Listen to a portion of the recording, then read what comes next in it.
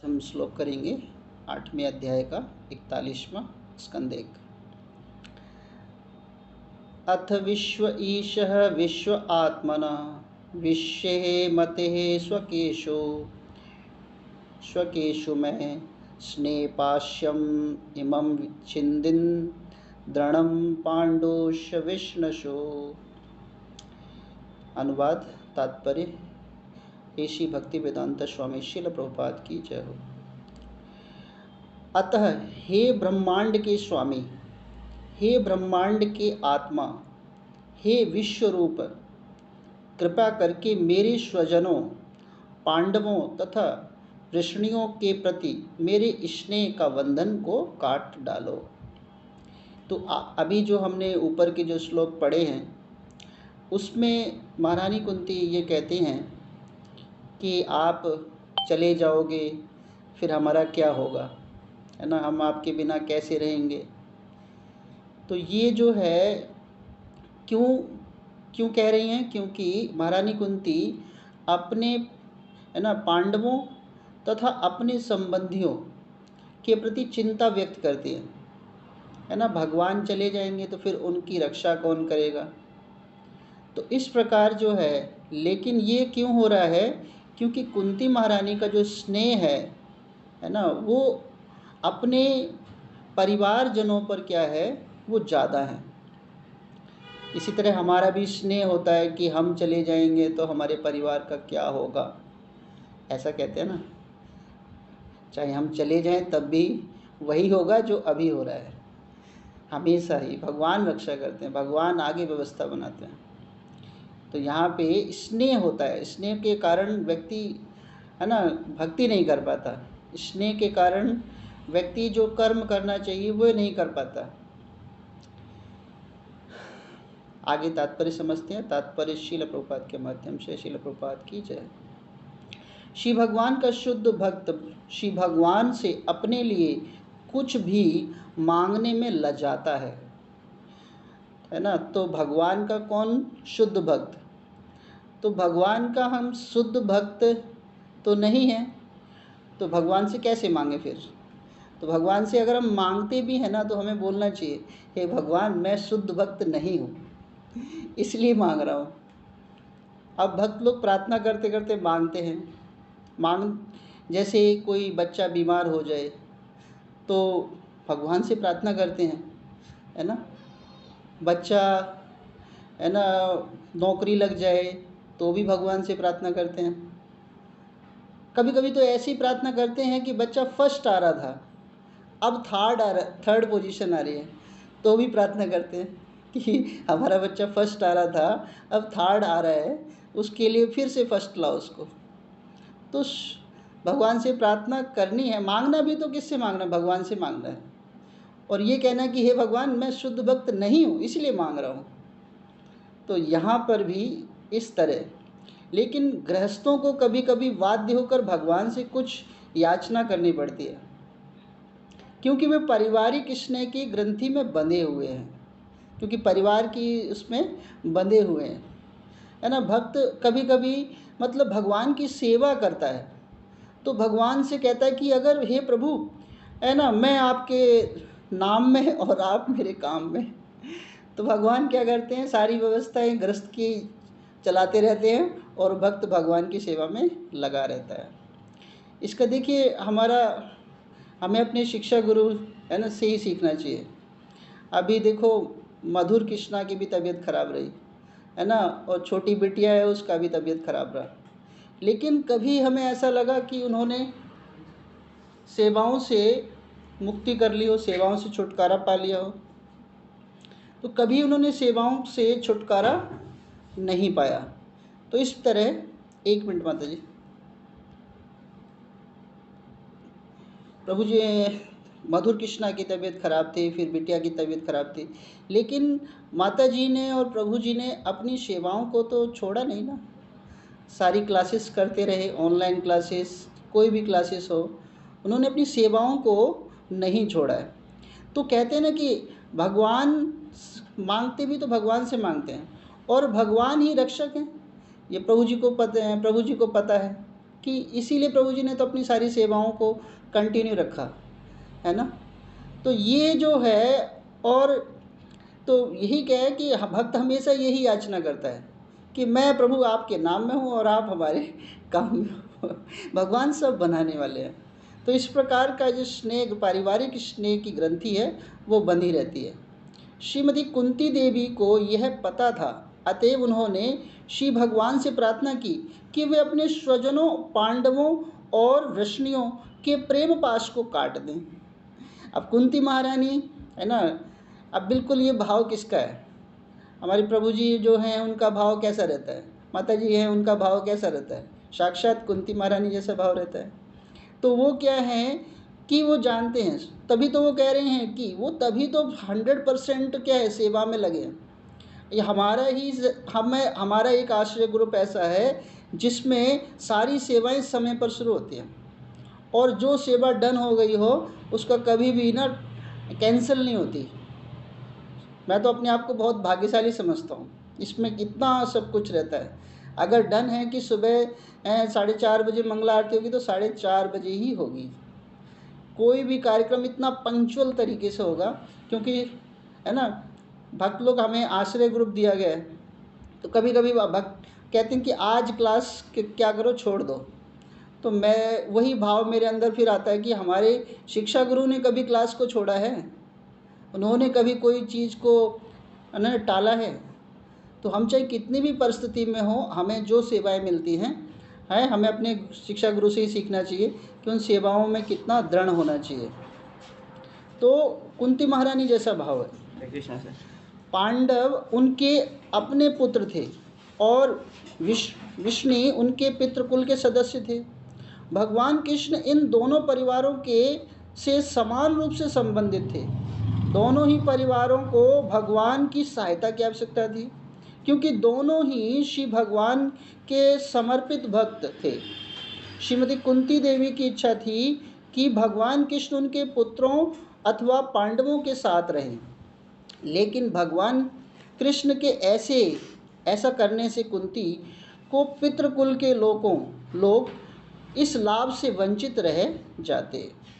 यह सब कुछ पक्षपात कुंती के मन में को दुख देने वाला था। अतएव उन्होंने इच्छा व्यक्त की कि यह स्नेह का बंधन विच्छेदित हो जाए। है ना, सब कुछ स्नेह है। स्नेह के कारण हम सब कुछ सेवा कर पाते हैं और सेवा नहीं भी कर पाते। सब कुछ स्नेह है। शुद्ध भक्त अपने परिवार के सीमित स्नेह के बंधन को काटकर समस्त विस्मित आत्माओं के लिए, है ना, अपनी भक्ति में सेवा का विस्तार करता है। जीवांत उदाहरण षड गोस्वामी हैं, जिन्होंने भगवान चैतन्य का पथ अनुसरण किया। वे सभी अत्यंत प्रबुद्ध, सुसंस्कृत, धनी, सुवर्ण जाति के थे, लेकिन जन संधारण के कल्याण के लिए वे अपने अपने विश्रामदायक घरों को त्याग कर सन्यासी बन गए। है ना, तो देखिए कितना सुंदर यहाँ पे वर्णन है। केवल रघुनाथ भट्ट गोस्वामी और गोपाल भट्ट गोस्वामी, इन दोनों की शादी नहीं हुई थी, और जितने भी गोस्वामी सबकी शादी हुई थी। तो सभी अपने घर को त्याग कर, है ना, वो आए, तभी तो वो संपूर्ण सेवाएं हो पाई, क्योंकि उन्होंने क्या त्यागा? घर त्यागा है। अब इसका बहुत सुंदर आता है हमें कि कृष्ण हमें सब कुछ दे सकते हैं, यहाँ तक कि मुक्ति भी, किंतु भक्ति के मामले में वे सतर्क रहते हैं, क्योंकि जिसे भक्ति प्रदान करते हैं उस भक्त का वे कीर्तिदास और उसके हाथ से खिलौने बन जाते हैं। भगवान क्या, जो भक्ति करता है भगवान उसके हाथ के खिलौने बन जाते हैं। वे समस्त शक्तिशाली हैं। भक्ति का सर्वोच्च प्रतीक राधा रानी है, इतनी शक्तिशाली हैं कि उन्होंने कृष्ण को खरीद लिया है ना। इसलिए वैष्णव जन जो होते हैं श्रीमती राधा रानी के शरण ग्रहण करते हैं। क्योंकि यदि वे ये कहते हैं कि वे उत्तम भक्त हैं तो कृष्ण को यह स्वीकार करना पड़ेगा। अगर राधा रानी कह देती हैं कि ये उत्तम भक्त है ना, तो कृष्ण को क्या करना पड़ेगा? स्वीकार करना पड़ेगा। भगवान का भक्त बनने के लिए समस्त भौतिक जो अनुरक्ति होती है ना, उसे पूरी तरह त्यागना होता है, और यही क्या होता है? वैराग्य कहलाती है। श्री चैतन्य महाप्रभु का छात्र बनने के बाद जो सार्वभौम भट्टाचार्य जे थे, उन्होंने एक श्लोक लिखा है चैतन्य चरितामृत में। वो है कि वैराग्य विद्या निज भक्ति योग शिक्षामार्थ पुरुष पुराण श्री चैतन्य शरीरधारी कृपा बंधु मयो प्रपदे। कहते हैं कि मैं उन भगवान कृष्ण का शरण ग्रहण करता हूँ जो हमें असली ज्ञान, असली भक्ति और चैतन्य की शिक्षा देने के लिए श्री चैतन्य महाप्रभु के रूप में अवतरित हुए हैं। दिव्य दया के सिंधु होने के कारण ही वे अवतरित हुए हैं। मैं उनके चरणों की शरण ग्रहण करता हूँ। चैतन्य चरितामृत में मध्य लीला में ये आता है, छठा श्लोक, छठे अध्याय में 254वां श्लोक है। और सार्वभौम भट्टाचार्य ने भगवान से प्रार्थना की है कि जिन्होंने लोगों को ये शिक्षा देने के लिए कि किस तरह ज्ञान उत्पन्न करना चाहिए, किस तरह विरक्ति होना चाहिए और कृष्ण का शुद्ध भक्त बनना चाहिए, चैतन्य महाप्रभु का रूप धारण किया है ना। यहाँ पे विरक्ति शब्द है। चैतन्य महाप्रभु 24 वर्ष की आयु में उन्होंने सुंदर पत्नी है ना, स्नेहमयी माता जो थी, और सन्यास को ग्रहण कर लिया।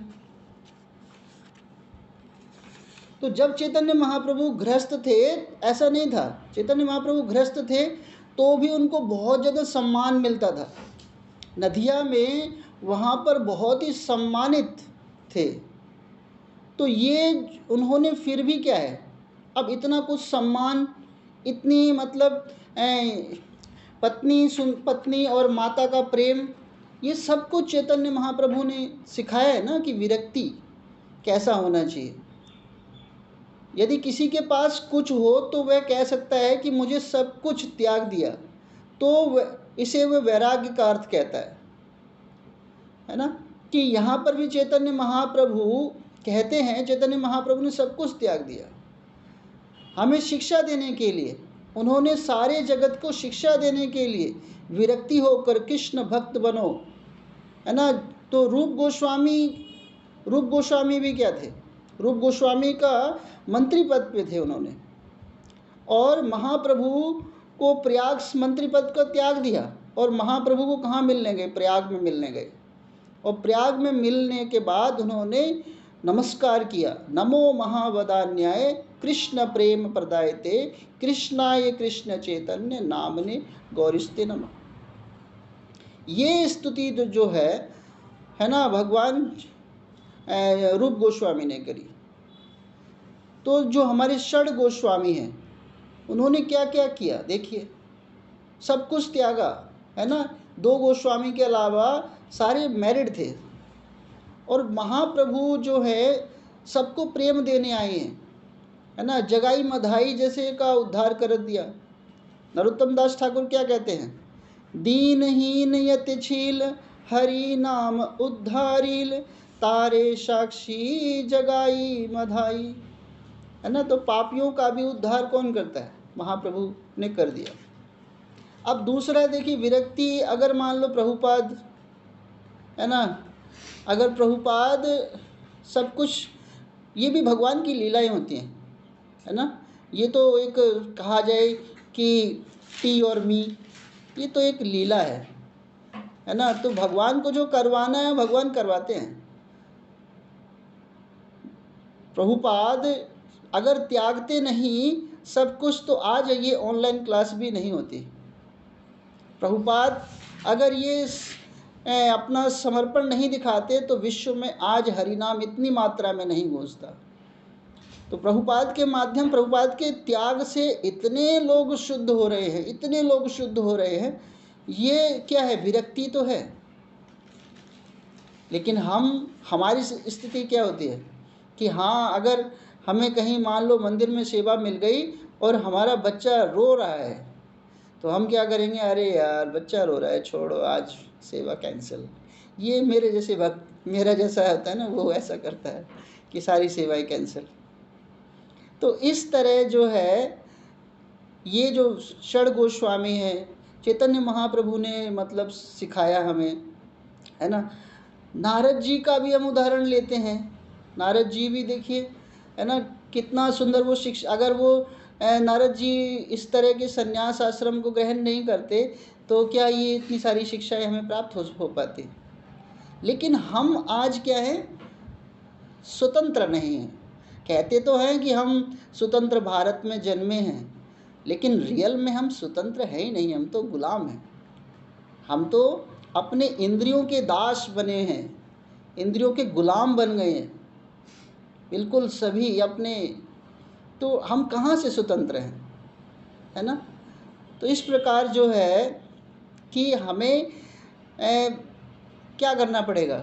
ये मैं नहीं कहता कि एकदम बिल्कुल षड गोस्वामी की तरह बिल्कुल बन जाओ, नहीं, सेवाएं आए तो करो। कहा जाता है प्रायग्रस्त जीवन जो है, व्यक्ति की मनोधारणा संकीर्ण हो जाती है ग्रस्त जीवन में। मैं प्राय शब्द यूज कर रहा हूँ, प्राय शब्द का मतलब ये है कि मतलब किसी किसी की होती है, सबकी नहीं। तो थोड़ी जीवन धारणा संकीर्ण हो जाती है। लेकिन कुछ भक्त ऐसे भी तो हैं जो अपना देते हैं पूरा 100%, है ना। हमारे शिक्षा गुरु, हमारी माता जी, है ना। तो इस प्रकार जो है वो सभी क्या है, समस्त पारिवारिक स्नेह को काटने का अर्थ है कार्य क्षेत्र को विस्तृत करना। मतलब पारिवारिक स्नेह को काटने का मतलब अपने कार्य क्षेत्र को बढ़ाना। ऐसा किए बिना कोई भी ब्राह्मण बनने के योग्य हो सकता है, के रूप में ब्राह्मण हो सकता है, न राजा, न जनता का नेता, न भगवत भक्त। ना तो वो ब्राह्मण, अगर वो ऐसा नहीं करता तो ब्राह्मण बनने के योग्य नहीं है ना। राजा क्यों बनता, कोई व्यक्ति राजा क्यों बनता है, कोई भक्त बताएगा राजा क्यों बनता है कोई।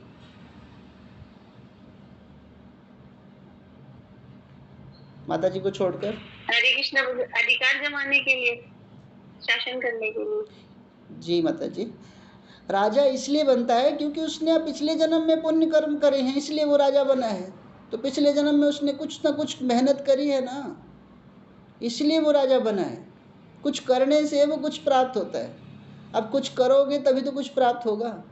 श्री भगवान ने आदर्श राजा के रूप में अपना दृष्टांत प्रस्तुत किया है ना। श्री रामचंद्र ने आदर्श राजा के गुणों का प्रकट होते हुए अपनी प्रिय पत्नी का स्नेह बंधन छिन्न कर दिया। देखो भगवान रामचंद्र ने, है ना, एक धोबी के कहने से ही मतलब क्यों किया, धोबी के कहने से उन्होंने सीता को क्यों मतलब वनवास दे दिया, बताइए, कोई भक्त बताएगा। हरे कृष्णा प्रभु जी, क्योंकि वो दुनिया की बोली सुनना नहीं चाहते थे और अपने में अब मर्यादा पुरुषोत्तम थे, इसलिए उन्होंने। जी माता जी, बहुत बहुत धन्यवाद।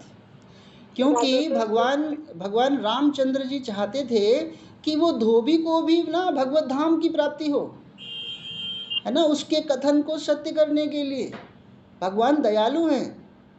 भगवान रामचंद्र नहीं चाहते थे कि वो मेरे जो राजकाज में सभी भगवत धाम की प्राप्ति, इसलिए सबको भगवत धाम की प्राप्ति मिल जाए, इसलिए भगवान ने, है ना, सीता मैया को वनवास दे दिया। तो भगवान सब पर कृपा करते हैं, भगवान की छत्र छाया में रहो। ब्राह्मण भक्त, राजा और जन नेता अपने अपने कर्तव्य पालन में उद्धार होना चाहिए। श्रीमती कुंती देवी इस तथ्य से अवगत थी और अबला होने के कारण उन्होंने पारिवारिक स्नेह के बंधन से मुक्त होने की प्रार्थना करी। इससे जानती थी कुंती महारानी। श्री भगवान को विवश और विश्व आत्मा कहकर संबोधित किया। जो पारिवारिक प्रेम की कठिन ग्रंथि को काटने में उन्होंने सर्वशक्तिमयी क्षमता को बताने वाला है। इसलिए कभी कभी ऐसा अनुभव किया जाता है कि निर्बल भक्त के प्रति विशेष स्नेह के कारण भगवान अपनी अपार शक्ति द्वारा नियोजित परिस्थिति द्वारा पारिवारिक स्नेह को काटते हैं। अब जब भी भगवान कुछ परिवार में तहस नहस करें, समझो भगवान की प्लानिंग है। तो ये जो कौन समझ सकता है? ये भक्त जो है वो समझ सकता है कि ये परिवार ये हो क्या रहा है ना। आज मेरे को समय माता जी ने बहुत कम दिया है, तो इसमें बहुत कुछ बता सकते थे कि किस प्रकार जो है पारिवारिक स्थिति को नियोजित करने के लिए भगवान स्नेह को काटते हैं। तो इसलिए कभी भी दुख पड़े, समझो भगवान की प्लानिंग आज से शुरू हो गई है। आज से और दुख पड़ रहा है और हम कहीं भगवत भक्ति की तरफ बढ़ रहे हैं, तो समझो भगवान कृपा कर रहे हैं। तो ऐसा करके वे भक्त को अपने ऊपर पूर्ण रूप से आश्रित बनाना चाहते हैं। देखिए प्रभुपाद भी वही बोल रहे हैं, उसके भगवत धाम वापस जाने का मार्ग साफ कर दिया। कहते हैं ना, रास्ते में जो पत्थर थे, कंकरीले थे, कांटे थे, वो क्या हो गए? वो सब रास्ते क्या हो गए? साफ हो गए। तो इस प्रकार जो है ये श्लोक हमें यही बताता है कि हमें किस प्रकार जो है भगवत भक्ति करनी चाहिए। हरे कृष्ण माता जी, मेरे को इतना ही समझ में आया, और कुछ गलत हो गया हो तो क्षमा चाहता हूँ। हरे कृष्ण।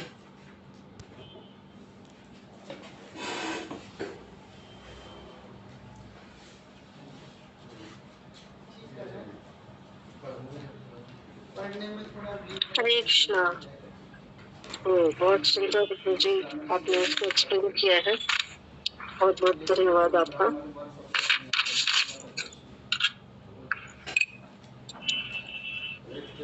और बहुत सुंदर तरीके से एक्सप्लेन किया है।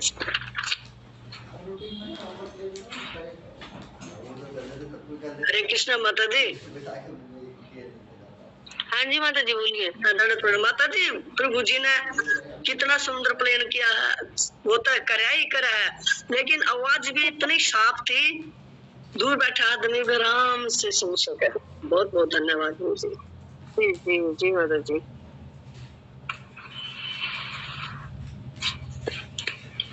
ठीक है, तो यहाँ पे हमारा हरे कृष्णा माता जी, दंडवत प्रणाम।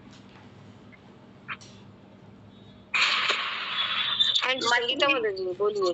माता जी, प्रभु जी ने इतना सुंदर लेक्चर दिया सेवा के बारे में, लेकिन माता जी किसी कारणवश मैं बोल तो नहीं रही, लेकिन माता जी बोल रही कि कल मैं क्लास में नहीं रह पाऊंगी माता जी, हम कहीं बाहर जा रहे हैं, तो कल की मेरी ही सेवा है माता जी। मैं पीछे हटना तो नहीं चाहती, मैं तो मन में ये सोची थी शायद बाहर समय मिलेगा तो मैं वहां ले लूंगी, लेकिन ये नहीं पता हम ट्रैफिक में होंगे या कहीं और होंगे, तो माता जी मैं